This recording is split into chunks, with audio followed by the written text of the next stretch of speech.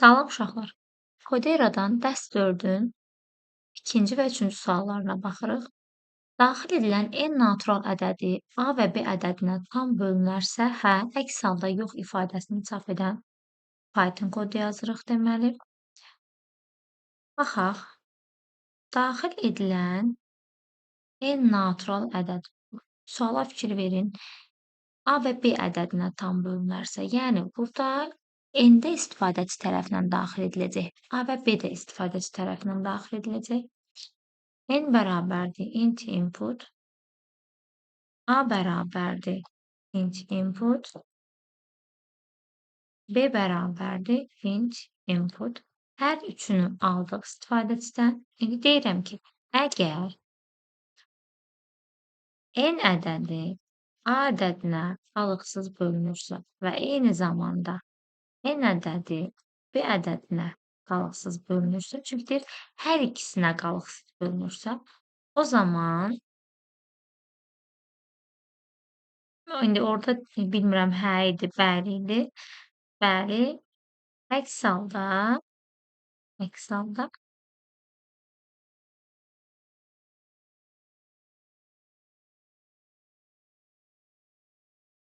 xeyr sözünü çap edən bir kod yazdım. Gəlin görək. Sonu belə idimi? Bəli. Bölünərsə hə, əks halda yox ifadəsini çap edən kod demişdi. Gördüyünüz kimi kodumuz bu şəkildə olacaq. Deməli, burada gəlin ədədlərimizi yazaq. Birinci n ədədini daxil edirəm 5, 8, 9. Əlbəttə ki, xeyir çıxardacaq. Çünki 5, 8 və 9-da tam bölünmür. İndi gəlin tam bölünən bir ədəd üzərində yoxlayaq. Məsələn, 16 ədədini daxil edirəm. A və B-yə də 4 ilə 2 daxil edirəm. 16-ya 16 4-ə də 2-yə də tam bölündüyünə görə bəli çıxartdı. Kodumuz bu şəkildə oldu. Keçək ikinci sualımıza.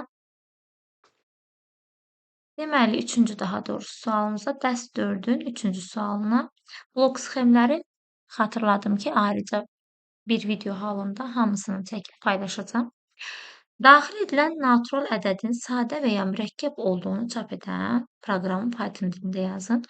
Əslində bu sadə və mürəkkəb olma məsələsini bir neçə formada yazmaq mümkündür. Ümumiyyətlə bir ədəd deyək. Məsələn, olsun ədədimiz 15. 15 ədədinin sadə və yaxud da mürəkkəb olduğunu riyaziyyatdan bilirik ki, 15 ədədinin əgər bölənlərinin özünə və əgər özündən başqa 1-ə və özünə bölünürsə, belə deyək, həmin ədədimiz sadə ədəddir. Yox, bölənlərinin sayı 2-dən çoxdursa, yəni özünə və 1-dən başqa ədədlərə də bölünürsə, o zaman mürəkkəb ədəddir. Deməli, sadə ədədlərin bölənlərinin sayı 2 dənə olur. Gəlin indi baxaq. O zaman deməli, biz həmin ədədin, daxil edilən ədədin bölənlərinin sayını tapmalıyıq. Əgər bölənlərin sayı 2-yə bərabərdirsə sadə, əks halda mürəkkəb ədəddir. Bir də burada nəzərə almağımız lazım olan 1-dir. Yəni, bir ədədi nə sadə deyil, nə mürəkkəb deyil. Gəlin yazaq. Ədədimizi istifadəçidən aldıq.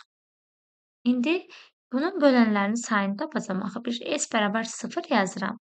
Sayğac təyin edirəm. Çünki say tapacam. Hər dəfə bölən tapdıqca n ədədinə s-i bir vahid artırmalıyam. Deməli, n-i götürməliyəm. N-in 1-dən n-in özünə qədər bütün ədədləri n-i bölməliyəm. Hansına tam bölünsə, s-i həmin vaxtı bir vahid artıracam. O zaman for in range 1-dən n plus 1-ə qədər gedirəm. Baxın, 1-dən n plus 1-ə qədər gedəndə nə olur? Ədəd n plus 1-i almır da, yəni ən sonuncu n plus 1 yox, n olur. Deməli, n ədədini 1-dən özünə qədər bütün ədədlərə bölüb yoxlamalıyam.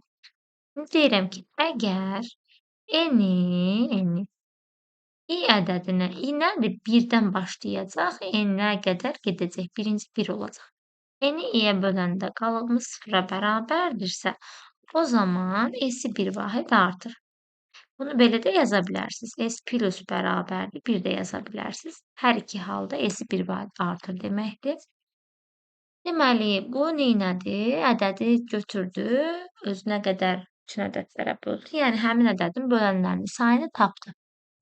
İndi, əgər mən 1 daxil etmişəmsə, axı dedik 1 neytraldır, nə sadə deyil, nə mürəkkəb deyil. Bunu başda şərt də qoya bilərdik ki, n böyükdürsə 1-dən, o zaman bunu elə. Yəni, bu şərti yaza bilərik əslində. N böyükdürsə, n böyükdürsə 1-dən, üzrlü sayın, bir dəqiqə. Deməli, n böyükdürsə 1-dən, əgər n 1-dən böyükdürsə, bunu belə yazıb, bu hissəni bir tab qədər sağa çəkib, belə yaza bilərik. Ya bunu belə yazmalıyıq, ya da bunu indi yazdığımı geri alıram, ya da necə yazmalıyıq? Burada, axı mən 1 daxil edəndə 1-in bircədə nə böləni olacaq? Şərtdə ilk dəfə deyirəm ki, əgər bu S 1-ə bərabərdirsə, çap elə ki, neytraldır. Yəni, nə 1-dir də, yəni nə sadə deyil, nə mürəkkəb deyil, neytraldır. Əks halda əgər S 2-yə bərabərdirsə, 2-yə bərabər olanda dedik, bu sadəlik halıdır. Print, denən ki, sadə ədəddir. Əks halda, yəni əks halda bu nə qalır? Mürəkkəb olması qalır. Yəni S və yaxud da bunu şərt də yaza bilərsiniz. Əks halda əgər S 2-dən böyükdürsə də yaza bilərsiniz və yaxud da əks halda yaza bilərsiniz. Əks halda mürəkkəbdir. Mürəkkəb ədəddir. Belə də yaza bilərik. Bizim ədədin sadə və yaxud da mürəkkəb olmasını yoxlayan kodumuz. Burada hardasa xətaya yol vermişəm. Xətamız nədir ki burada?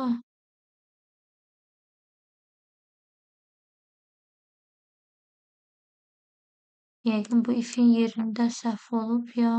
Baxaq görək.